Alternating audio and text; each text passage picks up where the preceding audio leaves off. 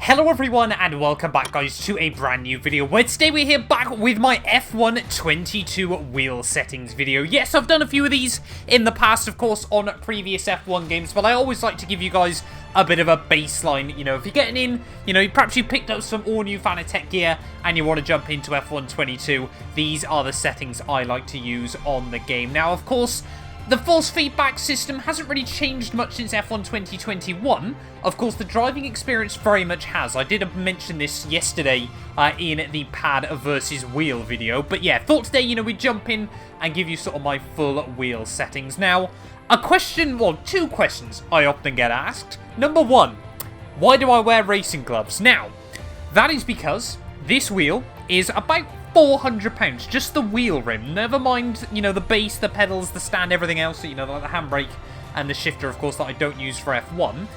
And now, these wheels are made out of Alcantara, which is a special kind of leather. Your sweaty hands, you know, because they will get sweaty after an hour and a half of racing, that's just what happens, will absolutely ruin the wheel. So I'm not wearing them to protect my hands, I'm wearing them to protect the wheel from my hands. So that is that question out of the way. I know I mention it quite often, and people still seem to forget. My gloves are Puma Sport ones. They were actually sent to me by Codemasters in EA. A massive thank you to them. I don't know if actually, to be honest, you can buy them online. I've never seen them for sale online. But I do still have somewhere, if you give me 1 second.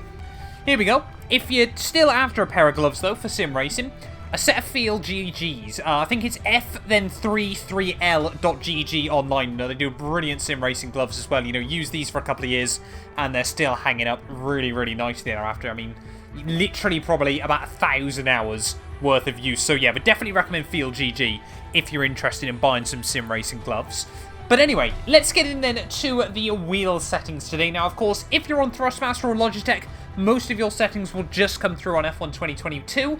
Obviously, if you're on Fanatec, you get a few more tweaks as well. So I'm going to run through the in-game settings and then, of course, my personal Fanatec settings as well there. Now, quickly, though, before we jump into that, what are all these Fanatec products that I use? Of course, I've got an affiliate link to Fanatec as well down in the description, so, you know, if you want to go check them out, I would definitely recommend doing so. And, of course, if you buy through them, you help support the channel as well. But I'm currently running a Fanatec Formula V2 rim with the PS5 CSL GT DD Pro.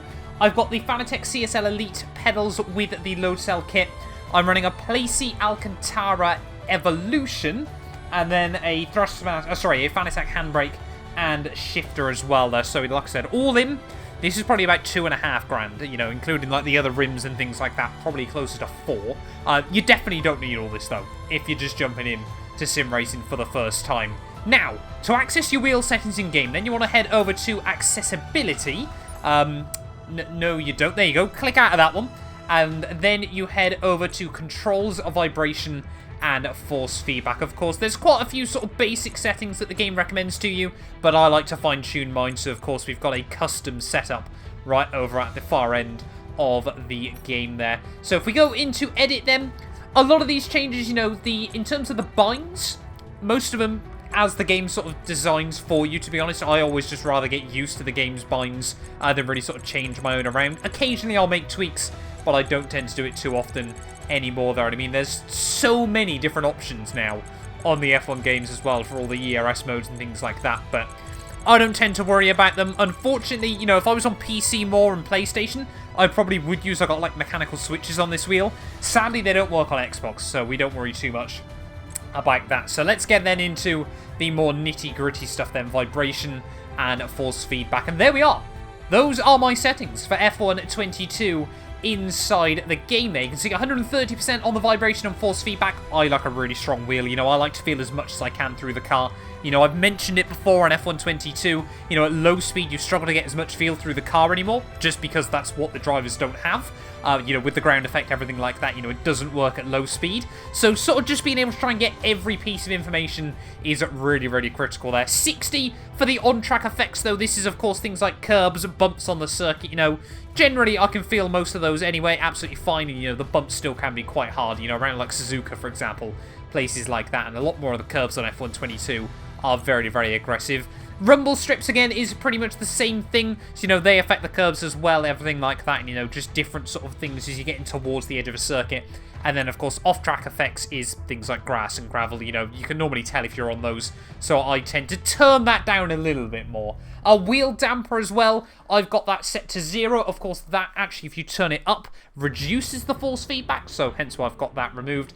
And then the maximum wheel rotation, 360 degrees for the F1 and F2 cars, and then 450 for the supercars. It was just what matched up with my wheel. So let's jump in then to the Fanatec settings then. So, of course, you've got a lot of settings within your Fanatec wheel. Of course, sensitivity. First of all, then, I've got that running at 2,520. I don't know what it is about F1 22 or even the previous F1 games on Xbox. You know, PlayStation 5 and PC, you run them on 360, you match your in-game wheel rotation. Xbox, for some reason, doesn't work like that. You have to turn it up right to the max. So, yeah, 2,520 is what I'm rocking there. Force feedback, again, I've got a 100, completely maxed out. You know, I'm running 130 in-game. I like to feel my wheel in the car there. Force feedback scaling, though, I've actually got that set to peak. You know, I've tried tweaking it around before. Haven't really ever felt too big of a difference, so I've just kept it on peak. That seems to just be what works for me. The NAT dampening, though, I've currently got that on 80. So that is, I think, the natural dampening, I want to say, within the wheel as well. There's sometimes I get the terms wrong slightly with these. But yeah, I've turned that down slightly. I think it comes preset at 100, but just sort of turn that down to 80. That's, of course, you know, how aggressive the force feedback is. You know, this wheel runs at about 8 Newton meters of torque, which is child's play in comparison to some of the direct drive stuff, but absolutely enough for the F1 games and really for most sim races. I mean, most real racing cars now don't use much more than 8 Newton meters. It's only if you're trying to replicate like a Group C car or something like that from the late 80s, early 90s. The NAT friction, even I've got that set to 75. So again, that's just sort of how much force is being put through your wheel and obviously through the base into your wheel rim. Then the natural inertia, I've got that completely set to off. Again, didn't really sort of notice much difference when I tweaked it around, but off just felt most natural to me there in the end. The FFB INT, I've also got that switched off. I don't think it really affects anything on the F1 games. And then the force feedback efficiency as well, I've got that set to 100. Braking level, I've got that turned off. Again, didn't really feel I needed to tweak that and haven't ever needed to.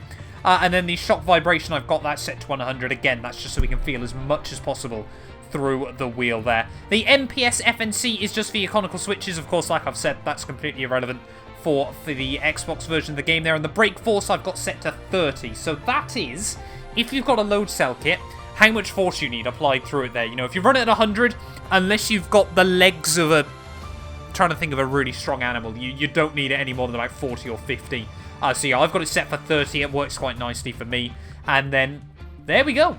That is it for all the wheel settings on F1 22. Now, you know, like I said, if you're on Thrustmaster or Logitech, you only really need to use the ones in-game. But then, of course, I've fine-tuned it further on the Fanatec gear as well there. But thank you all so much for watching this video. If you have enjoyed, please do make sure you leave a like and get yourself subscribed for daily F1 22 content. You know, if you've got any other questions down, make sure you leave them down below as well. I'll try and answer as many of you as I possibly can. And like I said, you know, I'll continue to fine-tune this, tweak things around over the course of the game cycle. But yeah, really enjoying F1 22 so far.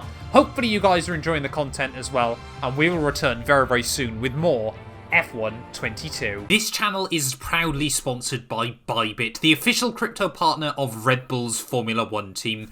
I've been using their platform for my personal crypto savings over the last few months, and when they got in touch to support the channel, I was super excited. Currently, they're offering you guys a special new promo for the first 100 of you to deposit $10 or more onto the platform. You'll get another $10 free. Also, 5 lucky winners will get their initial deposit doubled up to $1,000. That means if you deposited $1,000 onto the platform using my codes below, you could be within a chance to get another $1,000 completely free. We've seen the landscape around crypto drastically change over the last couple of years, and I genuinely believe it holds an important place in our future. However, please be careful as always when trading, as you are liable to lose money But if you're interested and you're 18 or older, click the link down below to get started and see why Red Bull and myself, as well as thousands of others, trust Bybit as their crypto. None of these videos would be possible without the help of our channel members, so a massive thank you to all of the names you see on your screens currently for helping support the channel.